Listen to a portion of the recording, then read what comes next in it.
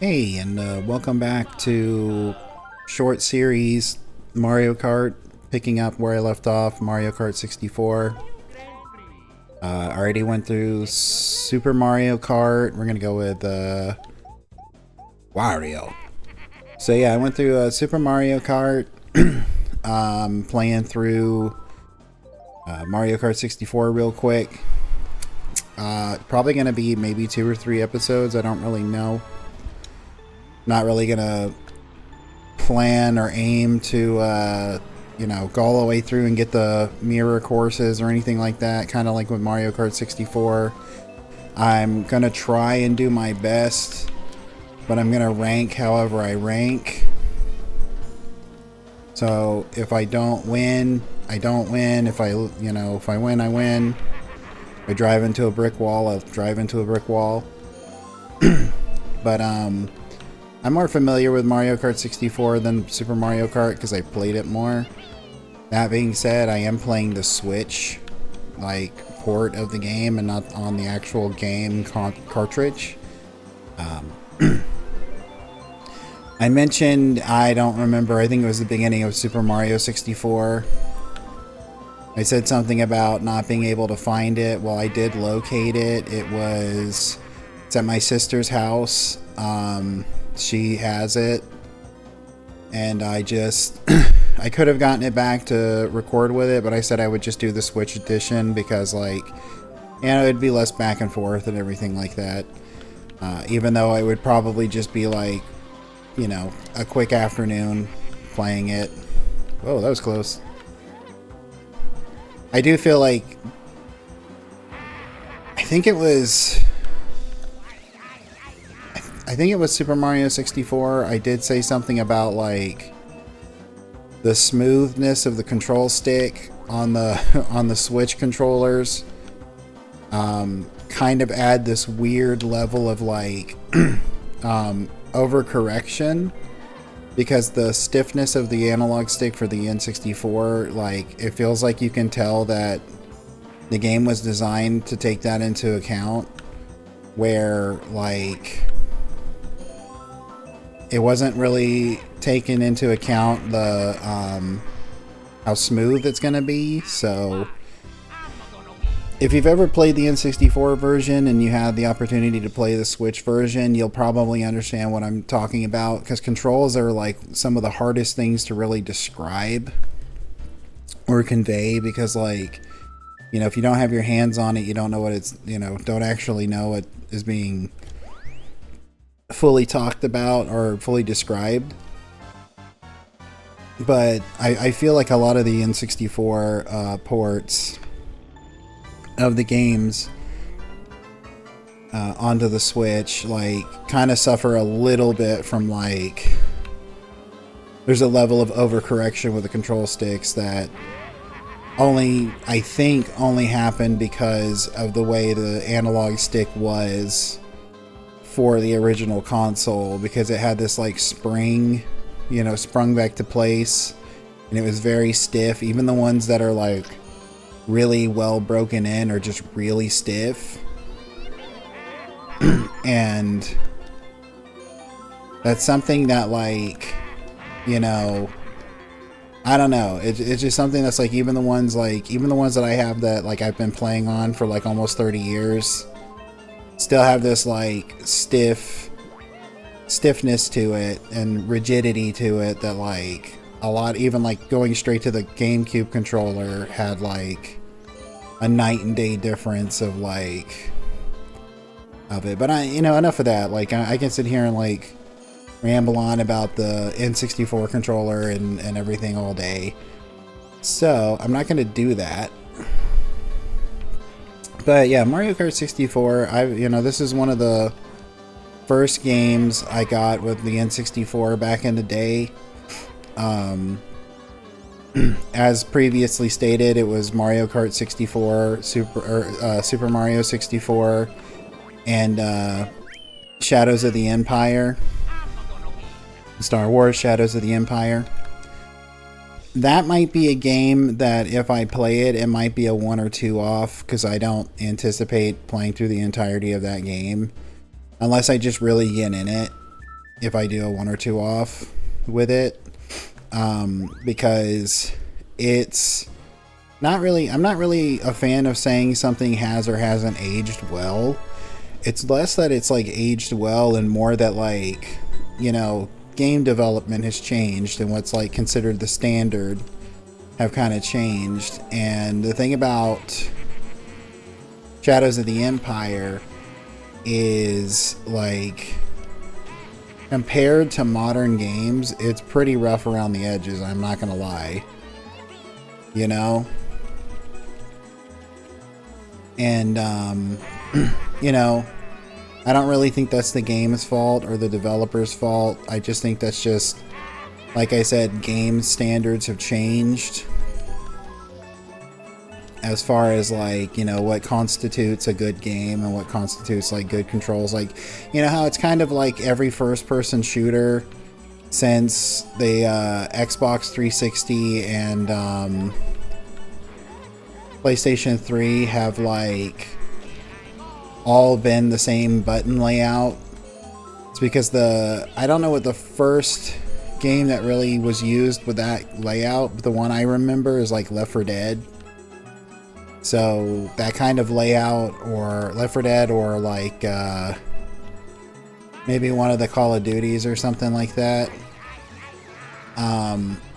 So that layout for me is like, you know, or, you know, the first Borderlands, like the layout is super consistent amongst a lot of our first-person shooters these days. So it's kind of like that. Once they actually got the, once they had gotten the actual idea down, I suppose, of like the standard, that's when like everything changed for it.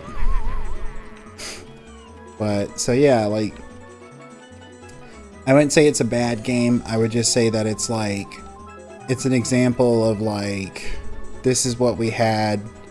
Like in Space Station Silicon Valley, I was talking about the controls for like the camera. It's like, this is what we had. You know, we didn't know any different. It wasn't, I mean, there were some that you could tell were clearly good and clearly bad, but like for the most part, every game was like kind of a crapshoot.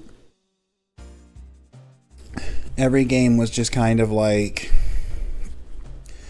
you know, a crapshoot about what the controls were going to be, and then like what was like, you know, what was it at the time, what was hip, and everything at the time. Like people knew, people could tell, you know, as far as that goes. But at the same time, like, you know, you had, it's what we had, like I was saying. So it's what we had, and it's what we, you know, put up with because we still wanted to play the games. So, and, you know, we got accustomed to it. And I mean, back in the day, you might have like a handful of games come out like in 1 year, like maybe like 10 or so. I don't know. It just really depended. Now you have like, it seems like almost every month a game is coming out. So, you know, I can understand not wanting to or not being able to like get used to how like a game plays. It's one of the things about, like, for an example, I talk about like FromSoft games. Like, I kind of like FromSoft games. I like Bloodborne, but like, and I got pretty good at Bloodborne. I never got past the Bloodstarved Beast.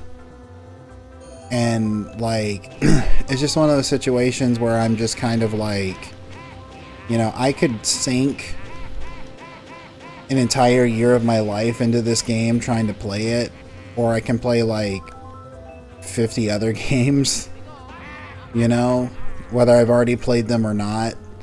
Like, I can play so many games in the time that it could take me to fully learn and understand and play through all of Bloodborne and get past like the Bloodstarved Beast and everything like that. And like, that's okay, you know.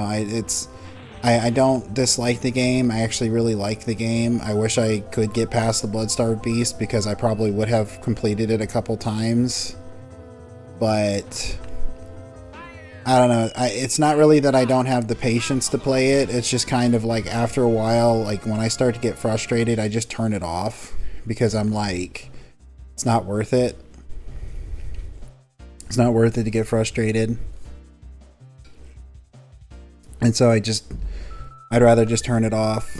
And for me, that's kind of like, you know, that's one of the reasons why I don't think I'd ever do like a playthrough of one of the games. Maybe if I got Sekiro and Sekiro was different, you know, maybe I'd do a playthrough of that. But I've never played it. I know it plays differently. I know it's all about like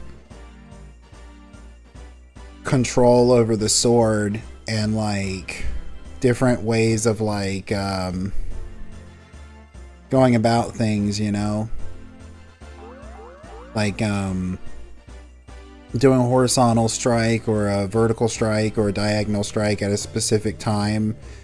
And I know that you can break stances and stuff, which staggers the enemies and stuff like that. So it's like, I mean, I'd absolutely love to play the game. At some point I aim to get it and try playing it. I also want to get like Black Myth Wukong. That one looks really fun too. Sorry I bumped the mic, but that one also looks a lot of fun. And but you know, I have other things in mind at the moment. All right, so that was the first Grand Prix down. So did I switch? Did I check Luigi? Yeah, let's use a different character for each like map. That should be fine. But yeah, so about the time that this airs, it should be the second week of Pokemon Red. And I haven't recorded it yet, but I'm planning on doing a channel update news about all of that. So I'm not really going to go into right now what I'm going to talk about in that. Otherwise, it would be kind of pointless to have that video too. But I mean, you know, maybe instead, like I'll just ask, you know, if anybody's currently watching who's watched the Pokemon playthrough up to this point, or like, you know, at all, like what do you think about it? Are you enjoying it? Is it, you know, is it something that you're excited to see more about, or is it just something you know, put on in the background? Like either way, if you just put it on the background while you do something else, it's fine by me. Lord knows I do that with a lot of my own like people that I watch. So like I'll you know, vibe out to them in the background, and then there's times when I'll just like focus in on what they're doing. But yeah, if you're enjoying it, you know, as always, just let me know. If it's something that's kind of like you're not liking the way I'm doing something, you know, I can't guarantee that your criticism will necessarily make a difference. Because, you know, criticism for the sake of criticism, or spiteful criticism, I should say, I probably won't listen to that. You know, somebody just saying that like something sucks for the sake of saying it and don't actually like offer anything like, you know, for me to try, or for me to like to maybe look into trying to do something a little different, like maybe upload time or something like that. I don't know. But yeah, if it's one of those situations where it's kind of like, you know, if it's something you're not enjoying and it's an ongoing series, and you know, I'm working on it and it's got an overwhelmingly like, you know, audience doesn't really like it, you know, then I don't know to change it if like no one lets me know, you know what I mean? Like I said a second ago, like I'll take in consideration what people have to say, but that doesn't necessarily mean that I will keep messing myself up with them turtle shells. I don't know if that actually helped me or not. to do that. Yeah, I'll take what's being said into consideration, but I'm ultimately still gonna, you know, do my own thing. Man, I am... Yeah, I'm gonna be in fourth on this one. That's okay. Like, it's a chill playthrough anyway. I don't have to be, like, in first. You know, there's plenty of Let's Plays out there of Mario 64 where the player never missed a beat and they were perfectly in first the whole time and all of that. Like, and I think that's not as interesting, which, you know, admittedly is probably why I should have went with 150, because then, like, there would have been more of a challenge. But I don't know, maybe on the next two Grand Prix I'll go 150, just simply because, like, you know, like I was saying, the other racers end up putting up more of a fight, and, like, it's more of like an interesting thing to see. But like I said, you know, this is just kind of a laid back, chill playthrough anyway. This is always the part on the N64, or not the N64 version, but on the Switch version, that I get messed up, because, like I was saying about the overcorrection. The overcorrection of, like,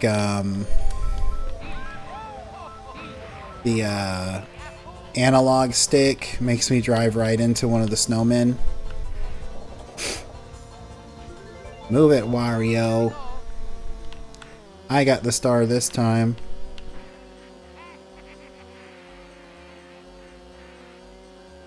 But anyway, yeah, like I was saying, so I have plans to... I'll say a little bit of it now, but I'll save the meat of it for the channel update news. But I have a plan of playing a game that I literally found on the eShop. Turn the music off. Sorry about that. That I found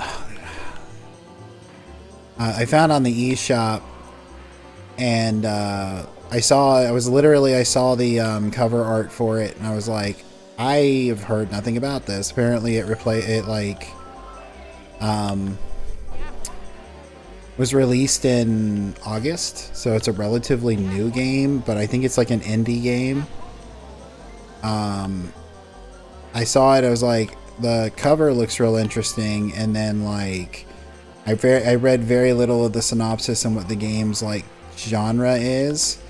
And I was like, okay, this sounds like fun. And so I got it, and I was like, you know, I think it'd be really nice to just do like a blind playthrough of it, so that it's like, you know, an experience we all can kind of see, you know what I mean, and, like, learn about if nobody else knows about it. I really don't know if the game's popular or not, but I'll leave it there, because I'm going to go into more details about that on the channel update news.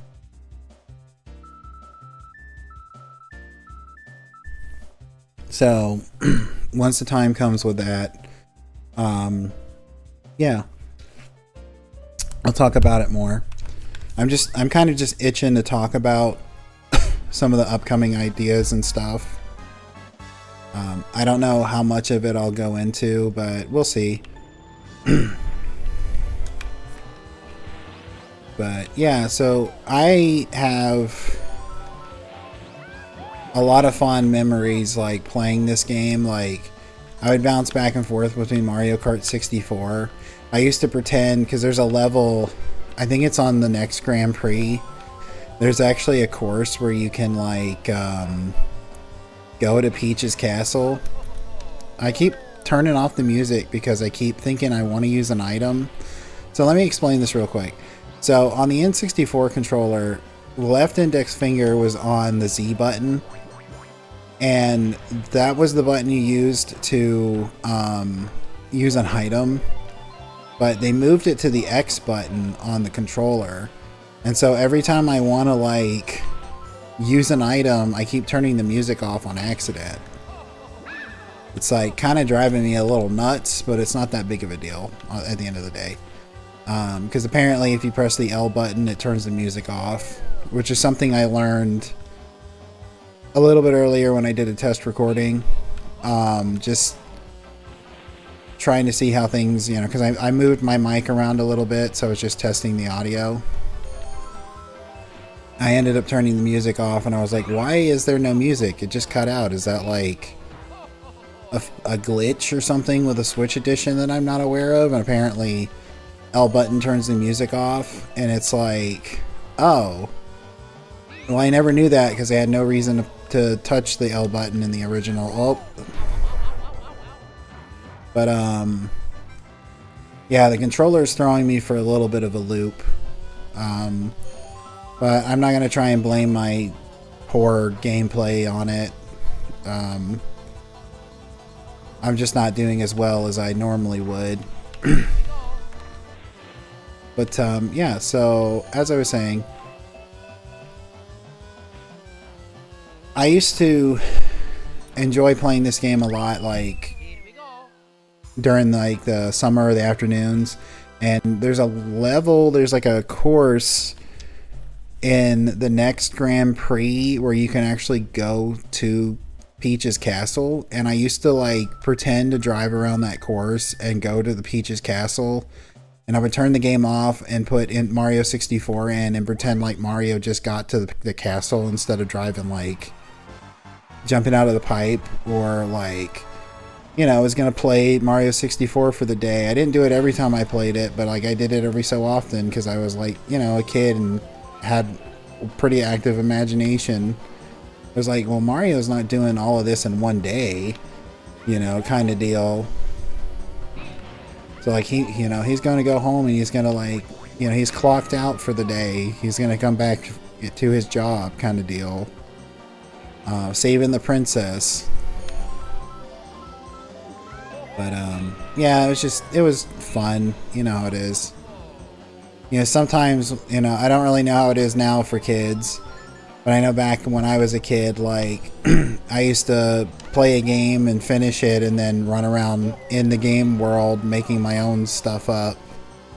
My own stories and my own, like, situations and everything, because it was like, the game was over and, like, you didn't always want to start the game over and start it from the game, at the beginning. Sometimes you just wanted to run around and in a complete world making your own stuff up. I'm sure I'm not the only one who's done that.